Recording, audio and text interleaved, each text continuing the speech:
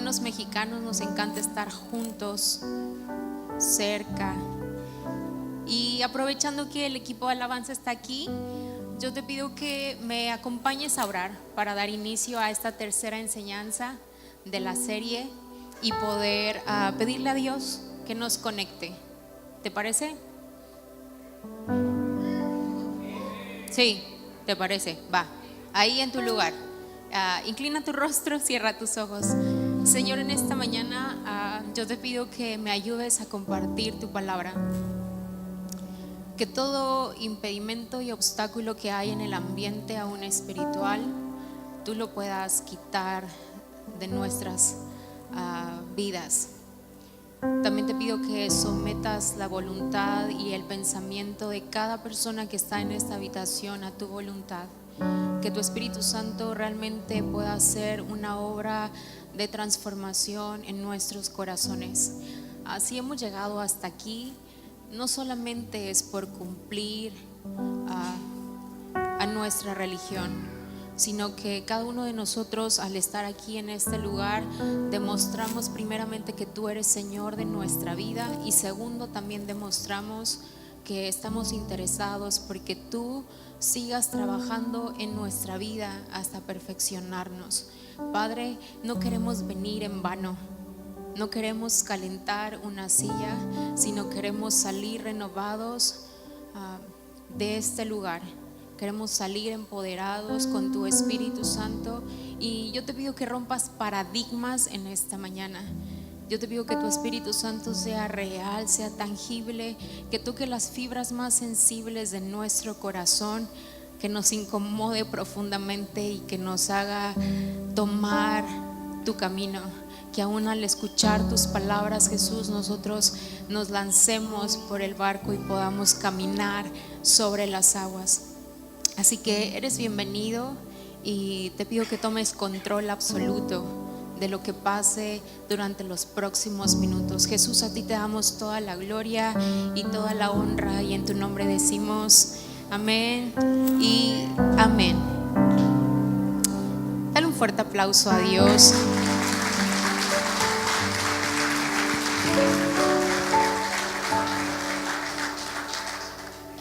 Y quiero compartir contigo esta enseñanza de la serie Ven y Ve, que está enfocada en hablarte acerca del concepto de un discípulo o del discipulado.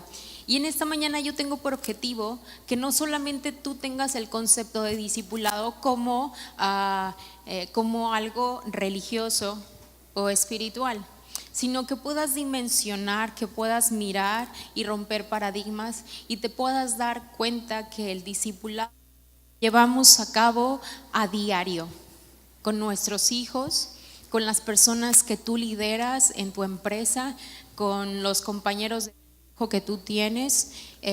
Todo eso es discipulado, pero lo hacemos de manera inconsciente, y tal vez en muchas ocasiones erramos en la manera de hacerlo. Y yo tengo hoy aquí a un gran personaje del cual quiero hablar, maestro de maestros. Ese es Jesús. Y a mí me apasiona hablar de Jesús, no solo porque es el Hijo de Dios, sino porque fue un hombre que nos amó por completo, que tomó tiempo, dedicó tiempo de su vida para formar a personas, para dejar un legado en cada uno de ellos. Entonces hoy yo quiero compartir contigo 4 principios acerca del discipulado. 4 principios que pueden ayudarte con tus hijos, que pueden ayudarte en tu empresa y en tu diario vivir. Así que yo quiero iniciar contándote que Santiago y Jaime estaban haciendo tarea. Yo ya no sabía de quién era la tarea, si del papá o del hijo, ¿verdad? Pero estaban los dos sentados ahí en la mesa, en su silla y la mesa de Santiago, y Santiago está con ejercicios de lectoescritura, y estaba en ese momento haciendo unos trazos, está con sílabas, y entonces su papá le decía: de esa forma no, Santiago, permíteme ayudarte. Y Santiago le decía: no, yo solo. Y le decía a Jaime: pero ¿cómo? O sea, yo te puedo ayudar. Que no, déjame hacerlo yo solo. Y entonces Jaime le decía: pero Santiago, no seas necio, solo te quiero mostrar cómo se tiene que hacer. Que no, yo lo puedo hacer. Entonces Santiago lo hizo y lo hizo mal, ¿no? Y entonces su papá se le queda viendo y dice, eso está mal hecho, Santiago. Tienes primero que observar cómo se hace y después tú lo haces. Y él decía, no, papá, yo sé hacerlo. Y entonces Jaime se para de la mesa y dice, bueno, chao, ahí te quedas, yo ya me voy. Y entonces Santiago ve que se va su papá. No, papá, no, ven, papá, ven. Entonces Jaime le dice, pero ¿para qué me quieres aquí sentado? Si solo quieres que yo te vea y cuando te quiero enseñar algo, tú no recibes la enseñanza, o sea, no me haces caso. Y entonces ese cuadro para mí al principio me dio risa. Pero después me di cuenta, fui consciente de que muchas ocasiones nosotros somos personas ingobernables, personas que no apreciamos el consejo, que menospreciamos la enseñanza de personas que tienen mucho más experiencia que nosotros o trayectoria en algo, y somos ingobernables porque no hay humildad dentro de nosotros. Y en pocas palabras, no nos dejamos guiar, no nos dejamos pastorear. Y si tú eres una persona hoy aquí en este auditorio que estás batallando con eso, que eres ingobernable y que te cuesta trabajo, así como mi hijo de 4 años le decía a su papá, esta enseñanza no es que te venga muy bien. Esta enseñanza puede romper en ti un paradigma, y es el que tú solo puedes salir adelante y no necesitas a nadie. En esta vida necesitamos maestros, necesitamos mentores. Y a Jesús le conocían no solo como el Hijo de Dios, una de sus grandes virtudes era ser maestro. Él enseñaba, y si te das cuenta a través de los evangelios, Jesús tenía diferentes tipos de enseñanza, tenía diferentes segmentos en el público, tenía a sus discípulos, también tenía un gran grupo de fariseos que siempre lo perseguía para atacarlo, para molestarlo, y también tenían las multitudes que lo seguían muy frecuentemente y a las cuales les hablaba a través de parábolas. Entonces Jesús era un gran maestro, porque lo considero un gran maestro porque él supo cómo dirigirse a cada una de esas audiencias, sabía cómo pasar el conocimiento. Y yo quiero en esta mañana que te des cuenta que cuando Jesús nos habla, cuando Jesús nos hace un llamado, cada uno de nosotros venimos a Él ciegos, sin saber nada. Hemos vivido nuestra vida perdidamente, hemos cometido errores, pero no solo hemos cometido errores, sino que también ignoramos muchas cosas espirituales. Entonces yo tengo una ilustración para esto, espero que sirva de algo, y en esta ilustración quiero poner al maestro y al discípulo. Si pudiéramos trasladarlo a otro lenguaje, tal vez de negocio, sería el líder y el aprendiz. Si pudiéramos ser más espirituales, el maestro y el discípulo. Y tengo aquí mis recursos. Sí, ahí viene, corriendo. Ja. Y mientras ellos vienen, quiero definirte la palabra aprender, porque es lo que vamos a hacer ahora. Aprender significa asir o tomar algo. Asir o tomar algo, así como cachar. Agarraste la onda, hay alguien que te explica algo para que tú que… ¿Te has dado cuenta que hay veces que los maestros te enseñan matemáticas y no entiendes? Pero llega una persona y te lo explica y te dices, oye, no manches, me lo explicó con manzanas y ahora sí lo entiendo. Entonces en ese momento… entendí. No solamente me daba una enseñanza, sino ahora comprendo, ahora veo. ¿Por qué? Porque entonces me lo explicaron, la verdad llegó a mí. Y Él es Jesús. No tiene mucha pinta de Jesús, pero es un Jesús contemporáneo, ¿cierto? No, sí, de verdad, Él es muy trendy. Y Jesús está aquí. Y Él es el gran maestro. Y ahí tenemos en representación de toda esta audiencia, de cada uno de nosotros, está Samir. Y Samir está ciego. Samir está ciego. Él es un ciego hasta este momento. Pero cuando Jesús tiene interés por tu vida y desea que tú aprendas algo, Él no va a ser cualquier tipo de maestro. Él hace un llamado a tu vida y simplemente te dice, ven. Jesús funciona a través de invitaciones. Jesús nunca establece una enseñanza o un liderazgo por imposición, sino por inspiración, y siempre funciona en base a invitaciones. No es por obligación, sino que Él te dice, ven, ven, ven. ¿Por qué? Porque lo que yo quiero es que tú veas. Lo que yo quiero es que tú veas. Gracias, chicos. Esta es mi primera ilustración y tengo una segunda al final de esta enseñanza con ellos mismos. Si el maestro tiene por objetivo que tú y yo veamos, no solamente tengamos conocimiento, sino que paradigmas se rompan y nosotros veamos la luz y lo que nos cegaba sea quitado, entonces eso quiere decir que el aprendizaje tiene un proceso. Vuelta con tu vecino y dile, el aprendizaje es un proceso. Aprender también es la posibilidad de modificar o de moldear las pautas de conducta ante los cambios que se producen en el ambiente. Y si yo quiero aprender, yo tengo que elegir un maestro. Naturalmente, humanamente, nosotros elegimos maestros, personas que nos inspiran, personas que pueden aportar a nosotros.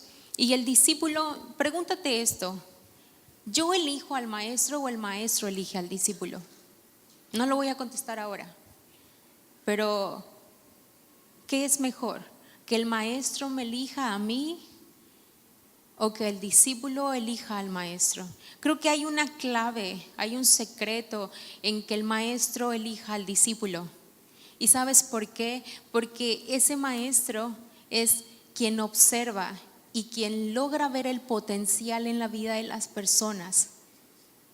Un potencial que en muchas ocasiones ni tú sabes que tienes, pero que simplemente está en reserva. Y cuando vemos la historia de Jesús, Jesús como maestro, Él observó de lejos, miró a los discípulos y los llamó. O sea, Jesús pasó un tiempo observando la vida de esos 12 hombres para después hacerles esa invitación: ven, sígueme, ven, juntos cambiaremos el mundo. Deja todo lo que tienes y sígueme.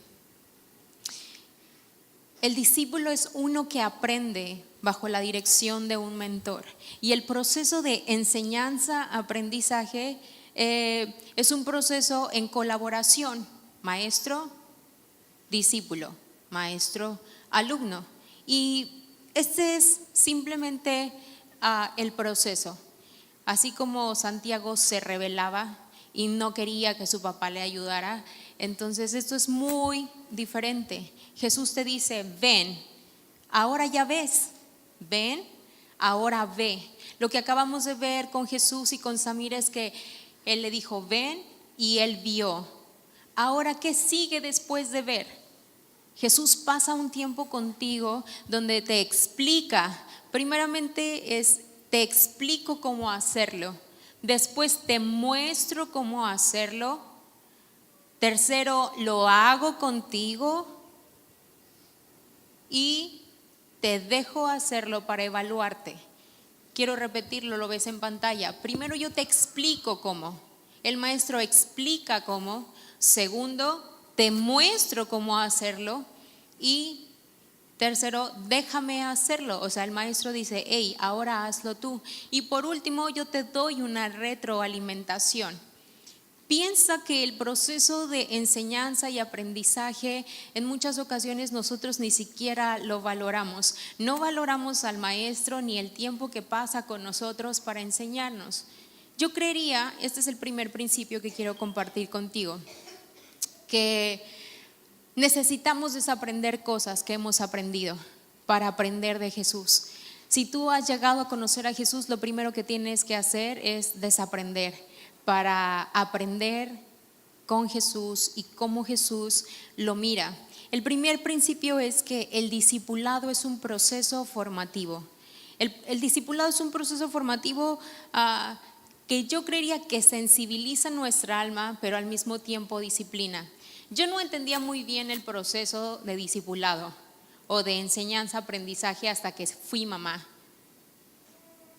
Yo antes de ser mamá solamente recordaba las frases de mi mamá, pero ahora ocupo las frases de mi mamá. ¿Sí?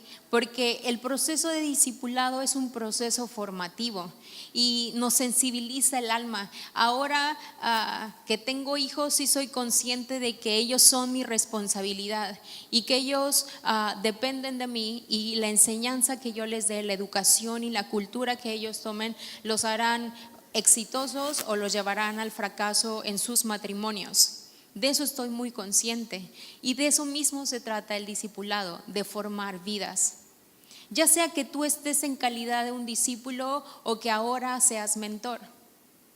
¿Mentor de quién? Mentor o tutor de 2 niños, de 3 niños, pero que Dios te ha confiado esas vidas. Yo creo que el proceso de discipulado sí es formativo, no simplemente consiste en una predicación o en palabras. Tú tienes que modelar para ellos eso. El maestro no lleva el título cargado diciendo, hey, yo soy el maestro, porque Jesús simplemente dijo, ven y sígueme. Y Jesús iba, aún ni siquiera Él iba arriba de ellos, sino que siempre iba delante de ellos mostrándoles cómo hacer las cosas. Jesús modelaba para ellos la enseñanza. Él vivía de esa forma, no vivía en hipocresía, donde como los fariseos que predicaban pero que ni siquiera vivían esas cosas. ¿Cómo tú estás discipulando a tus hijos? Algo que tengo que decirte, que tus hijos son los primeros discípulos que tienes. Tú no aspires a ser un maestro de multitudes o en tu empresa o coachar personas si tú subestimas a tus hijos, porque ellos son tus primeros discípulos. ¿Cómo podríamos pensar en ser maestro de otros si menospreciamos o subestimamos la responsabilidad que Dios nos ha dado con nuestros propios hijos? Y yo mirando a Santiago y a Abigail, Santiago es muy tierno, de verdad, yo lo veo y me lo quiero comer a besos. Y Abby es muy temperamental, entonces a veces la quiero colgar y ay, Abigail. Pero yo me he dado cuenta que cada uno de ellos es diferente. Jesús sabía al elegir a sus discípulos que cada uno de ellos era diferente. O sea, eligió a Judas, también eligió a Pedro, también eligió a Juan. Y cada uno de ellos era diferente, reaccionaba de maneras diferentes. ¿Por qué los eligió? Porque tenían que ser parte de su equipo, pero Jesús sabía cómo enseñar a cada uno de ellos con sus diferentes personalidades. Yo no puedo corregir e instruir a Abigail de la misma forma que lo hago con Santiago. Entonces hay una clave para el discipulado: tus palabras. La calidad de tus palabras determinará el fruto en tus discípulos. Si tú eres padre de familia, la calidad de tus palabras determinará el fruto en tus hijos. ¿Qué palabras estás usando? Yo sé que hay momentos donde tú te encuentras al límite, donde ya no sabes qué hacer con ellos, donde ya no sabes qué funciona, donde ya no sabes cómo te van a hacer caso. Ya no es por las buenas, por las malas, con amenaza, ya no sabes cómo. Pero sabes una cosa, de eso sí estoy segura, de que siempre tu palabra y tu declaración debe de ser la correcta, la que impacte su alma, su espíritu, para que pueda reflejarse en su conducta. Tú hablas lo que no ves, y eso fue lo que Jesús hizo, porque los formó. Aún lo que ellos no veían, ni el fruto que habían dado, Jesús podía declararlo en sus vidas. Y con quien se clavó fue con Pedro. Era un hombre muy temperamental, pero siempre declaraba cosas buenas para su vida, y a él le confió la iglesia. Segundo principio, el discipulado es un proceso correctivo. No solamente es un proceso formativo, donde yo tengo paciencia contigo, donde te explico, te muestro, lo hago contigo y te dejo hacerlo. No, no solamente es eso, también es un proceso correctivo. ¿Qué pasaría si tú como padre nunca corrigieras a tus hijos? Eso mismo sería como un menosprecio encubierto. La sobrecorrección o la no corrección, esas dos cosas son extremos, son malas. Eso quiere decir que el discipulado sí es un proceso correctivo. Es un proceso donde necesitas recibir instrucción y aún enmendar errores que has hecho con la vida. Y el mejor ejemplo que yo tengo para esto es la vida del apóstol Pablo.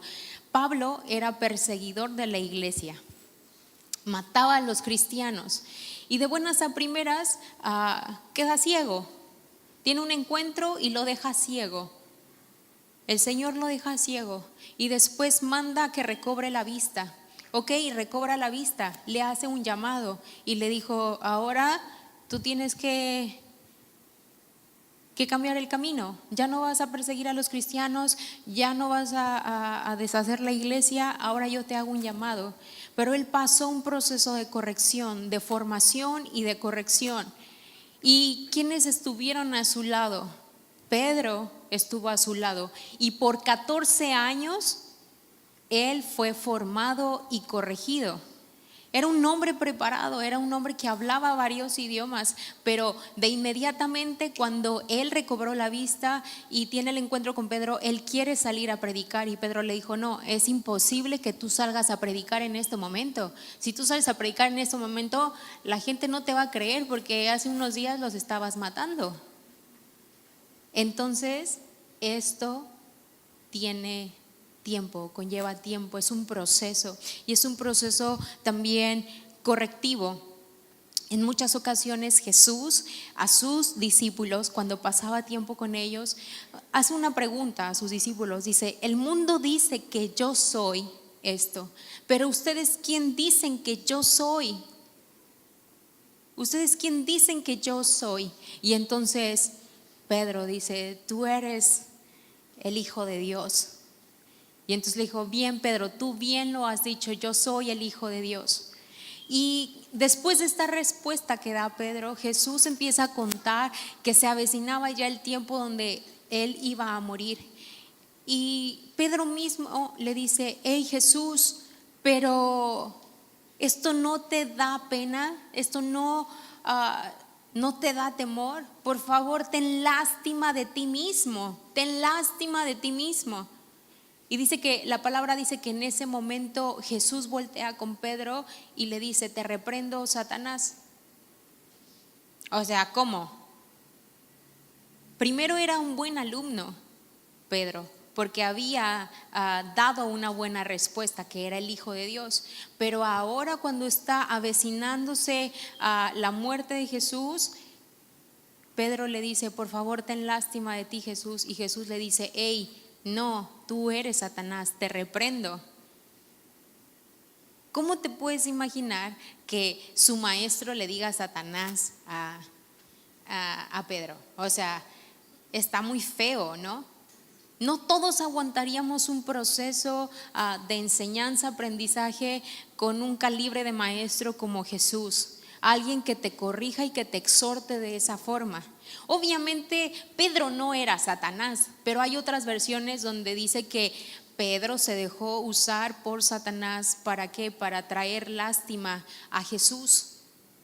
Entonces lo que quería provocar Pedro en Jesús era lástima para no llegar a la cruz. Pero corrigió en esa forma, corrigió Jesús a Pedro de esa forma. Tercer principio: el discipulado crea una cultura de honra. El discipulado crea una cultura de honra.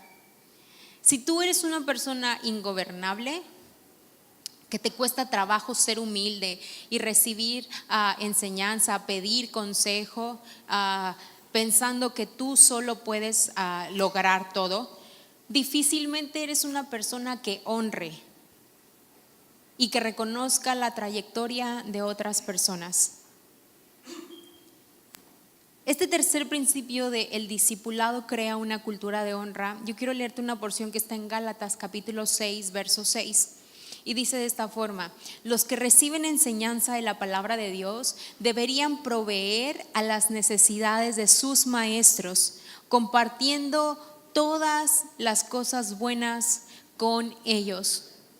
Los que reciben enseñanza de la palabra de Dios deberían proveer a las necesidades de sus maestros. La versión, la Reina Valera dice: deberían de compartir toda buena dádiva con sus maestros. Yo creo que lo primero que debe de surtir efecto en la vida de un discípulo es honra hacia el maestro. Y la honra no simplemente es reconozco quién tú eres, sino también yo te honro a través de los frutos que ahora tengo. Y aquí Pablo exhortaba a la iglesia de Gálatas a dar ofrendas a sus maestros, haciéndolos partícipes de lo que en algún momento ellos sembraron en sus vidas. Si tú eres padre de familia, o sea, mamá o papá, ¿qué esperas cuando tus hijos salgan de la universidad? Bueno, mínimo que se mantengan solos, ¿no? O sea, que trabajen y se mantengan solos, ya que se vayan de tu casa, mínimo. Jaime los quiere despachar de su casa a los 18, dice: no, a los 18 ya lléguenle, ¿no? Pero eso es lo mínimo que podrían hacer por su vida, ¿no? Pero nuestra expectativa no puede ser solamente eso. Tú esperas que tu hijo al momento de llegar a la madurez y encontrar superación, ellos puedan honrar tu vida y que ellos retribuyan todo lo que tú sembraste en ellos. Que te hagan partícipe no solo de sus logros, de que vengan y te digan: hey, te regalo un título de los que me dieron en la universidad, mi diploma, mira, ponlo en tu oficina. No solamente eso. ¿Por qué? Porque a ti te costó, o sea, el chamaco se está yendo con unos buenos miles o cientos de miles de pesos de tu bolsillo. Tú esperas que ellos también en agradecimiento un día vengan y que por lo menos te inviten un helado, si tienes la posibilidad que te regalen un carro, que te pongan una casa en la playa o algo así.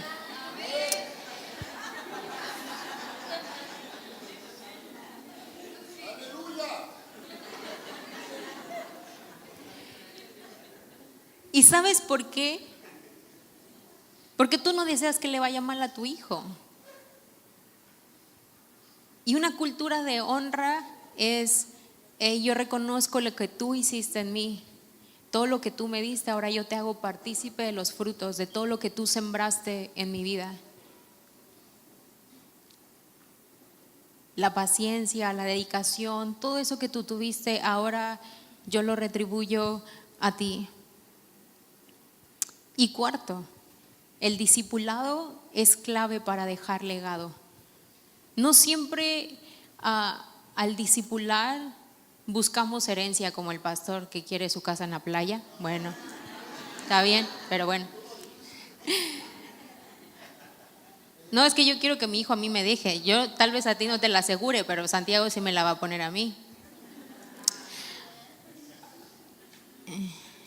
Ay, pastor.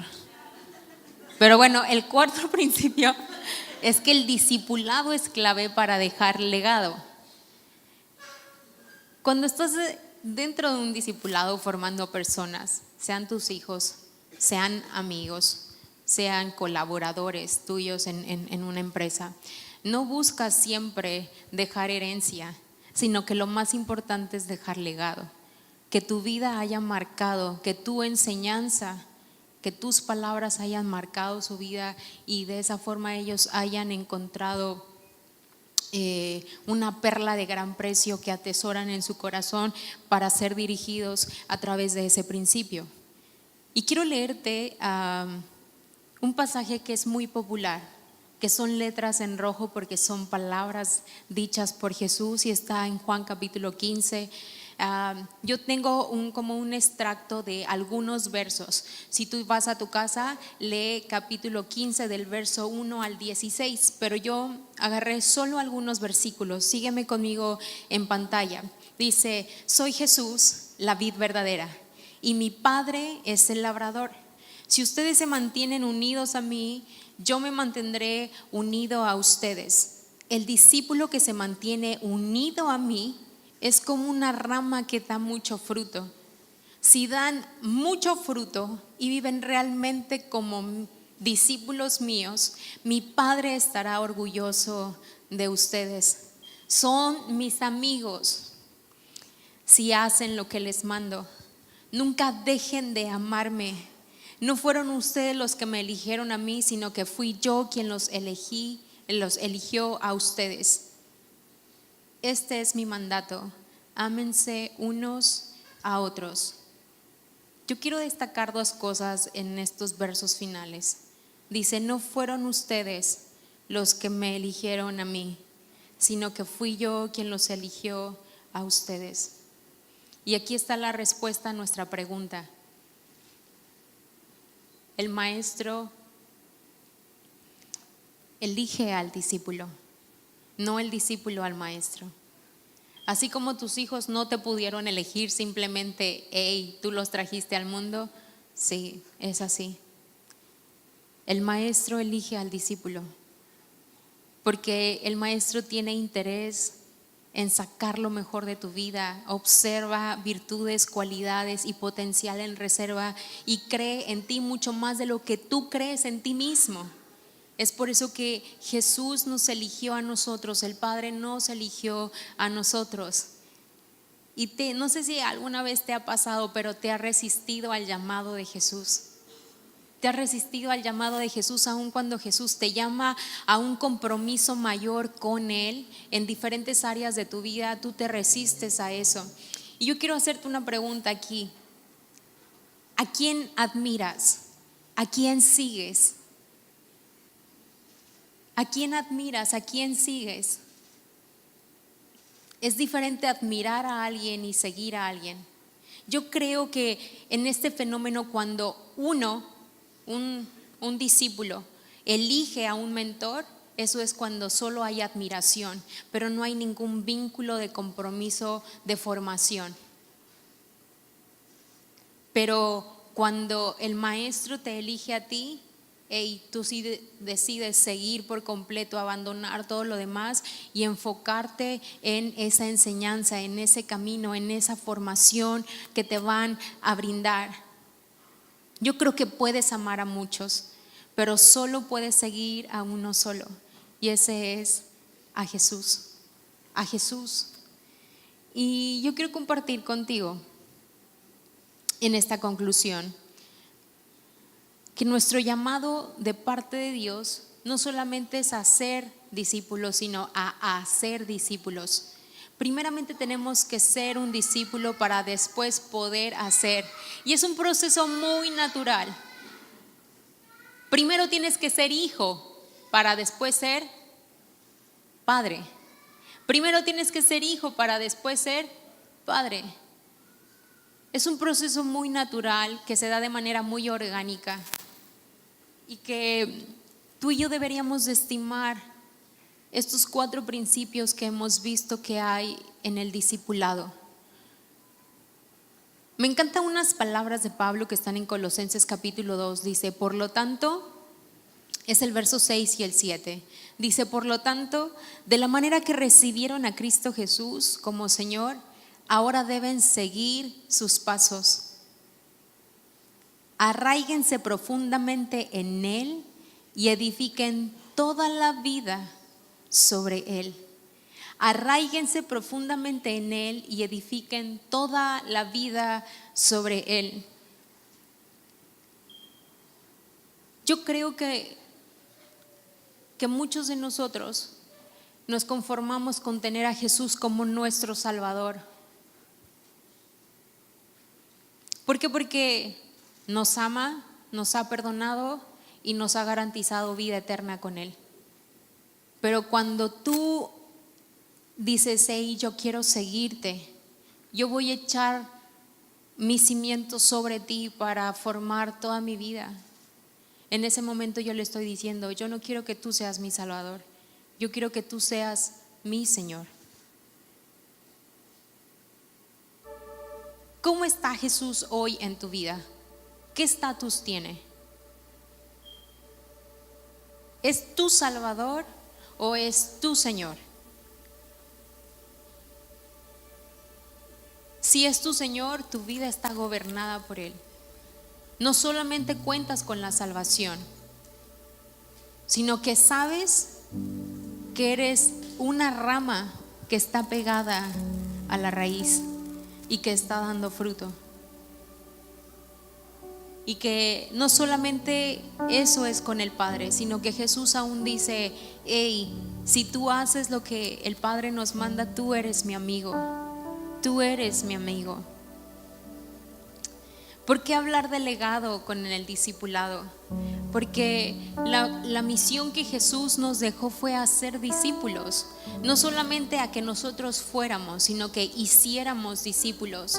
Y Mateo capítulo 28 es bien claro y nos dice: hey, vayan por todo el mundo y compartan este mensaje de esperanza, predicando las buenas nuevas, bautizándolos en el nombre del Padre, del Hijo y del Espíritu Santo, enseñándoles todas estas cosas. Eso que algún día hicieron contigo, ese proceso formativo, correctivo, que te transmitieron una cultura de honra, eso mismo tú vas a hacer con otras personas.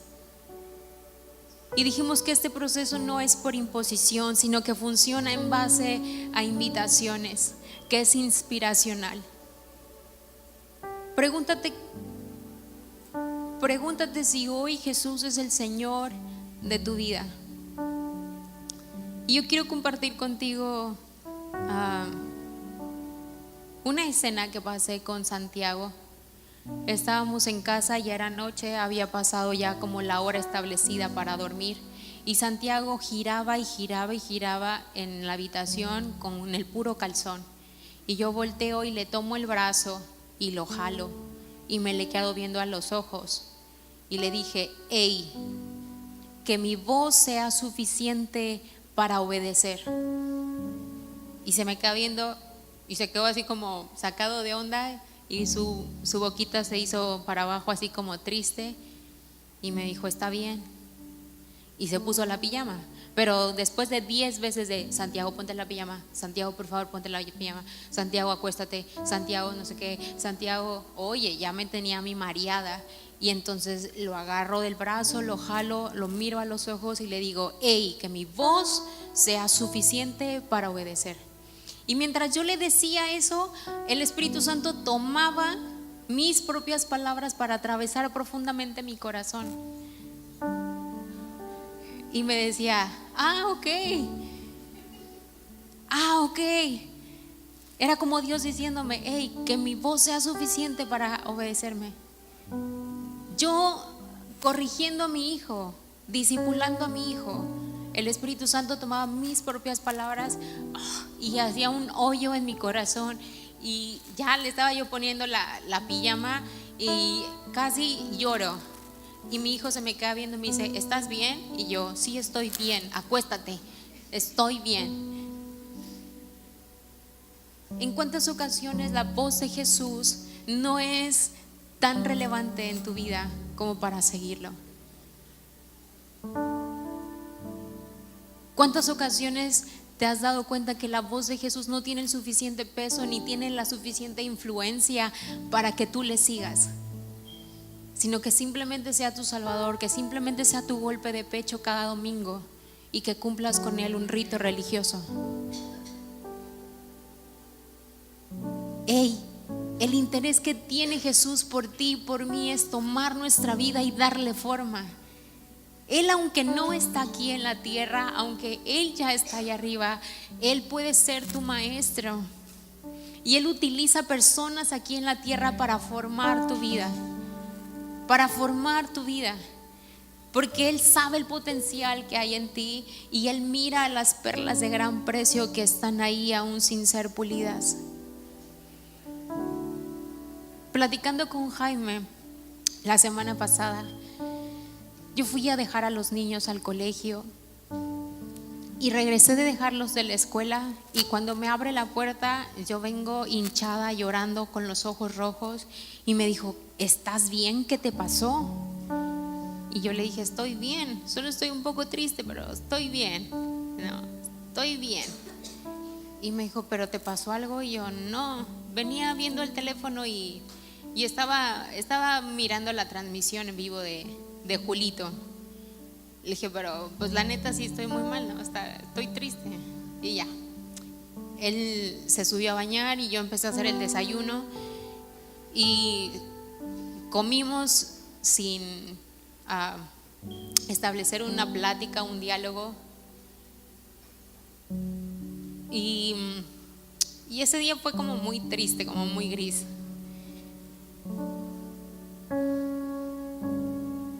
Y por la tarde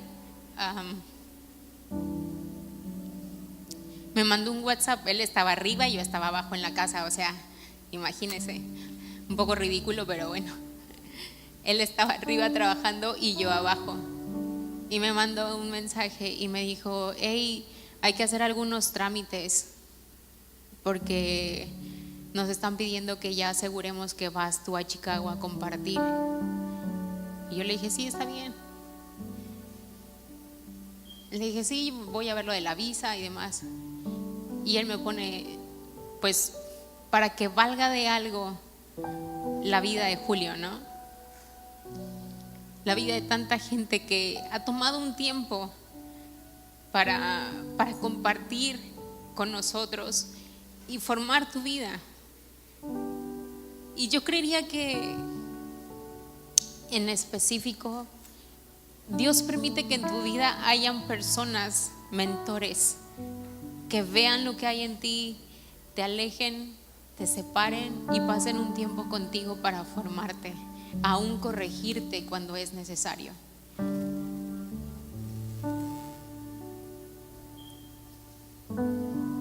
Creo que la vida del doctor Andrés Panasiuk, la vida de Julio Melgar, la vida de mis padres son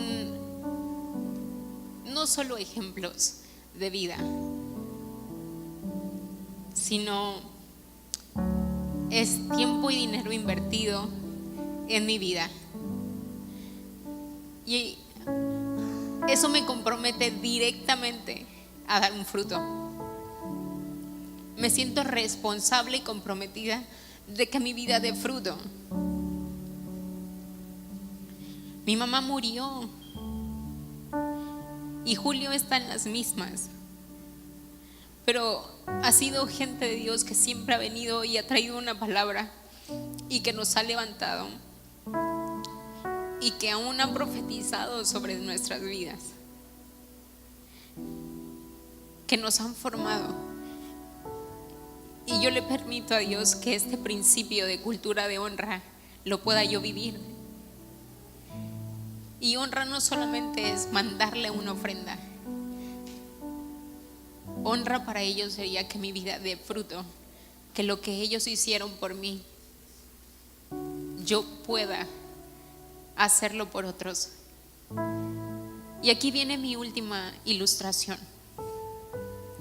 Yo quiero invitarte a que tengas el concepto bien claro de discipulado y por qué Jesús se atrevió a hacerlo por 3 años con esos hombres para dejar legado. Y ellos hicieron cosas aún mayores que las que Jesús hizo cuando estuvo en la tierra. Yo les voy a pedir que pase aquí mi recurso. Ahí en pantallas tú estás viendo a un ejecutivo, a un gran líder y a un mentor. Si me ayuda Fer. Gracias.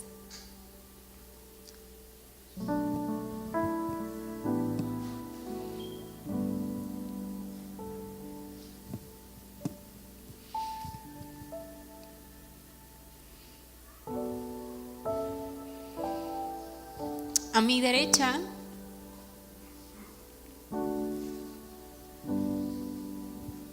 derecha tenemos el concepto de lo que el mundo define como mentoría, donde él es exitoso, donde él tiene fama, donde es popular, y donde es bien admirado, y él es su fan, él es su admirador y quiere seguirlo, pero no hay ningún vínculo cercano para poder ser formado, sino simplemente como es tan popular, bueno, pues él se conforma con el mensaje que él lanza a través de redes sociales.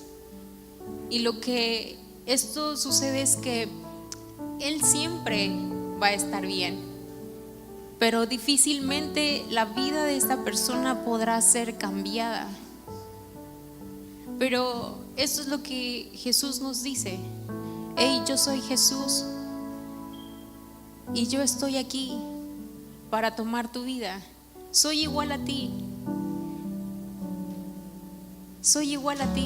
no hay diferencia alguna, y yo estoy dispuesto a servirte y a hacer lo que nadie más quiere hacer. Yo estoy dispuesto a servirte a ti, que eres menor. En cambio ahí no, ahí simplemente te dice: hey, hazlo así y a ver cómo te funciona. Pero ¿qué es lo que hace Jesús? Hey, yo estoy dispuesto a servirle al menor. Yo he venido a dar mi vida en rescate por muchos. Yo estoy dispuesto a hacer por ti lo que nadie quiere hacer. Yo entregué mi vida por ti y eso mismo quiero que tú hagas. Es como: hey, esto yo hago contigo, ahora es tu tiempo, ahora a ti te toca servir, ahora a ti te toca dejar legado. Yo lo hice una vez. Este es un concepto erróneo de ser un mentor, y este es el concepto correcto de discipular a alguien. Es un proceso natural, es un proceso orgánico que tú vivirás con tus hijos, y que aun cuando tus hijos llegan a la etapa adulta, a su madurez, y ellos están errando, te das cuenta que te has equivocado al formarlos. Tal vez tus palabras no fueran las correctas, tal vez no tuviste el tiempo ni la paciencia para poderlos formar durante su niñez y adolescencia, y se perdieron en su adultez. Gracias, chicos. Yo quiero pedirte que te pongas de pie.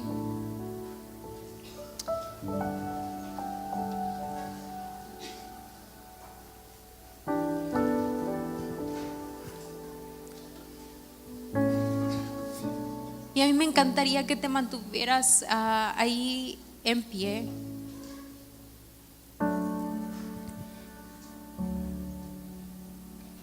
Reflexivo, solo pensando dos cosas, haciéndote estas dos preguntas: Jesús, ¿eres mi Salvador o eres mi Señor?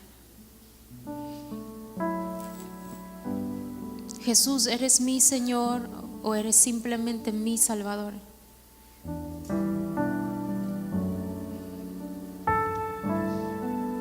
Jesús, ¿te admiro o en verdad te sigo?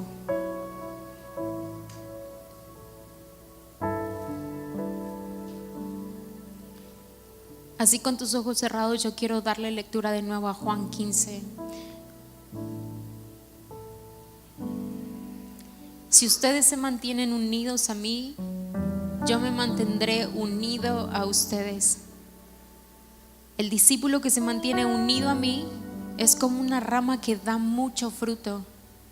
Si dan mucho fruto y viven realmente como discípulos míos, mi Padre estará orgulloso de ustedes. Son mis amigos si hacen lo que les mando. Nunca dejen de amarme. No fueron ustedes los que me eligieron a mí, sino que fui yo quien los eligió a ustedes. Este es mi mandato: ámense unos a otros.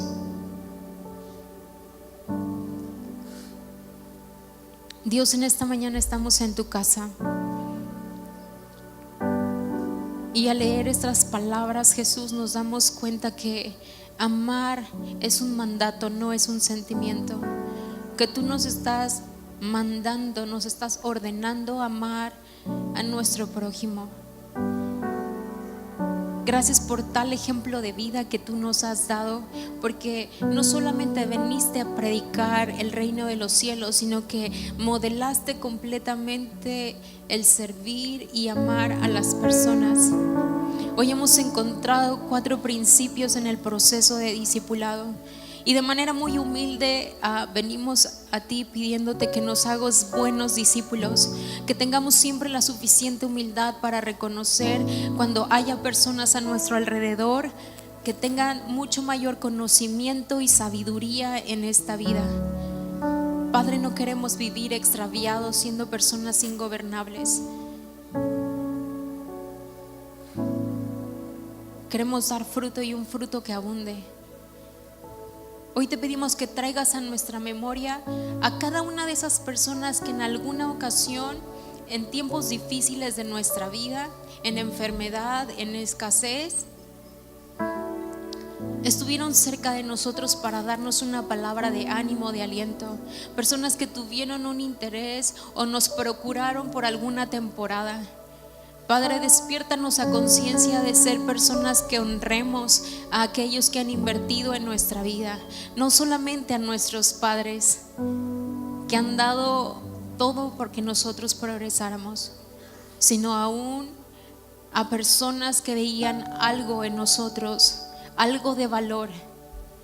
Puede ser algún maestro en el colegio, puede haber sido algún líder dentro de la iglesia,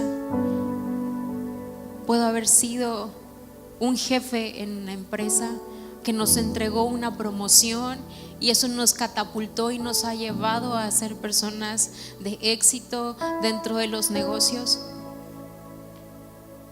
Señor, forma en nosotros un corazón de honra, una cultura de honra. Hemos entendido que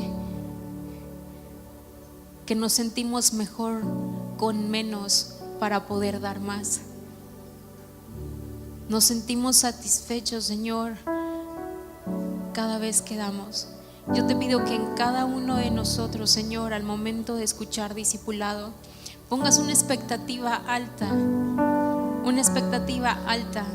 Y la expectativa alta es: no espero nada de nadie, porque pongo toda mi confianza en ti. Simplemente me daré a los demás. Daré mi vida para que otros se alimenten, para que otros puedan crecer. Aun si yo puedo ser de oportunidades para otros, yo abriré puertas. Yo les daré oportunidades a los jóvenes. Yo creeré en las personas que han sido rezagadas, menospreciadas y desechadas. Padre, yo quiero ser una persona que sea la respuesta a la oración de muchas otras. Padre, utilízanos para ser de bendición a otros. Gracias por este tiempo que tú nos has permitido pasar como iglesia. No siempre son tiempos emocionales, sino hay enseñanzas y tiempos que deben de ser conscientes, que causan reflexión en nosotros y nos llevan a los puntos de acción. Y yo te pido que selles esta palabra ahora que vamos a adorar y exaltar tu nombre. Que a las personas que necesitan, Señor, empuje de parte de tu Espíritu Santo, hoy puedan ser empoderados por tu Espíritu Santo para reconocer sus errores y puedan, Señor, salir y llevar a cabo una transformación en sus vidas. Jesús, gracias por este tiempo. Queremos adorarte, queremos levantar nuestras manos y queremos decirte: hey, haz una obra en mí, en mi corazón.